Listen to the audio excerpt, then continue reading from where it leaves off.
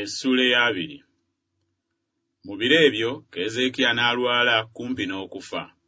Isaaya nnabbi mutabani wa Amozi n'ajja gy'ali n'amugamba nti, teekateeka ennyumba yo kubanga ogenda kufa, so togenda kulama. Awo n'akyusiza amaaso ge ku kisenge n'amwegayirira Mukama ng'ayogera nti, jjukira kaakano, ayi Mukama, nkwegayiridde, bwe natambuliranga mu maaso go n'amazima n'omutima ogwatuukirira, n'enkola ebiri mu maaso go ebirungi. Keezeekiya n'akaaba nnyo amaziga. Awo olwatuuka, Isaaya nga tannafuluma okugenda mu luuyi lw'ekibuga olwa wakati, ekigambo kya Mukama ne kimujjira nti, ddayo ogambe Keezeekiya omulangira w'abantu bange nti, bw'atyo bw'ayogera Mukama Katonda wa Dawudi jjajjaawo nti, mpulidde okusaba kwo, ndabye amaziga go. Laba, ndikuwonya. Ku lunaku olwokusatu kw'olirinnyira mu nnyumba ya Mukama. Era ndyongera ku nnaku zo emyaka 15, era ndirokola ggwe n'ekibuga kino mu mukono gwa kabaka w'e Bwasuli, era ndirwanirira ekibuga kino ku lwange nze ne ku lw'omuddu wange Dawudi. Awo Isaaya n'ayogera nti, muddire ekitole ky'ettiini.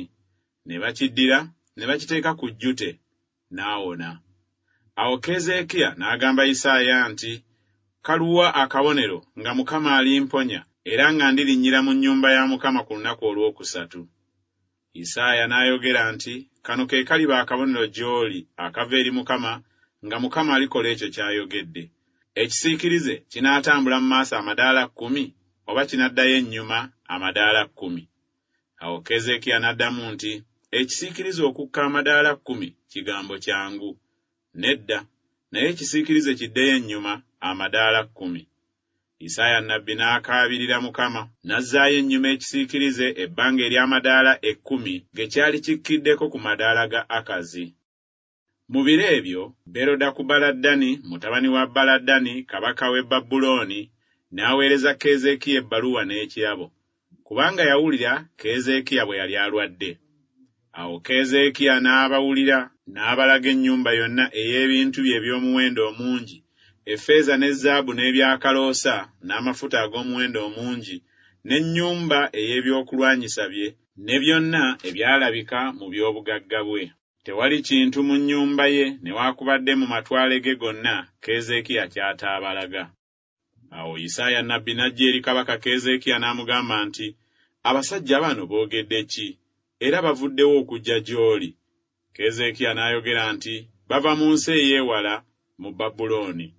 N'ayogera nti, balabye ki mu nnyumba yo?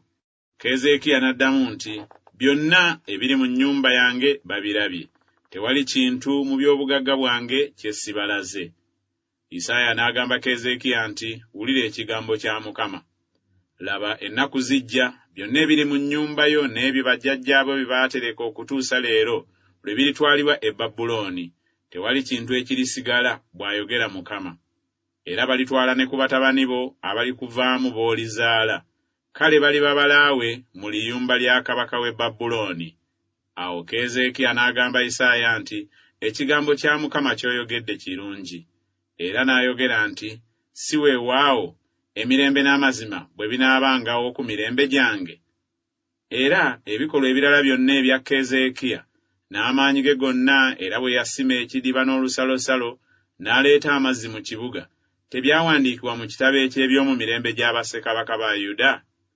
Keezeekiya ne yeebakira wamu ne bajjajjaabe. Manaase mutabani we n'afuga mu kifo kye.